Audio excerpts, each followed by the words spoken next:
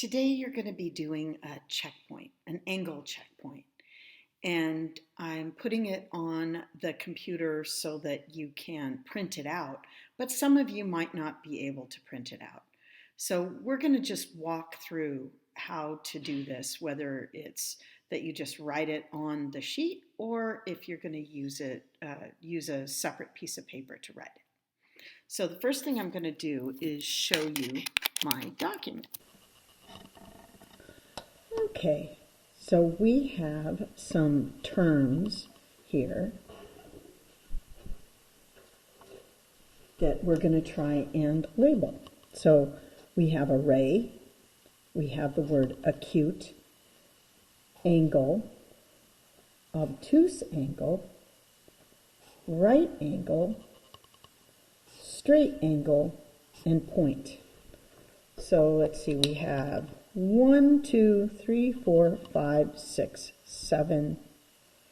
Oh no, let's see. 1, 2, 3, 4, 5, 6. Yeah, that's right. 6 different definitions, and we're trying to, or names, and we're trying to figure out which one of these does that fit.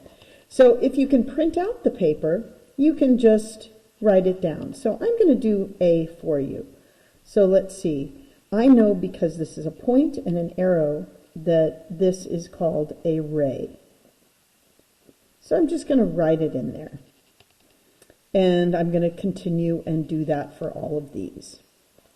The next section, section 2, it says sketch these figures. So you're going to want to sketch inside this box.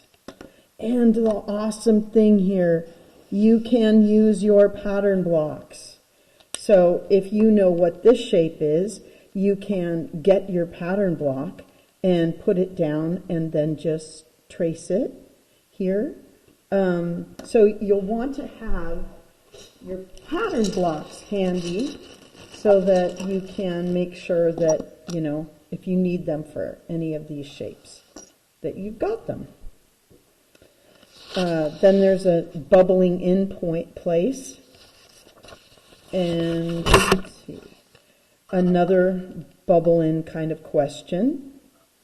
And here it asks you to see what kind of an angle you would have if you put these two different angles together.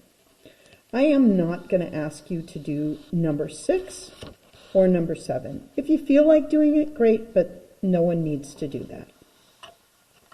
So now what do we do? Like with number 1, if you can't print it out. I know a lot of us don't have printers. So what you can do for that, like the first one, I can write 1A, and then I can write ray.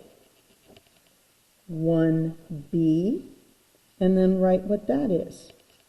1C, 1D, 1E, 1F.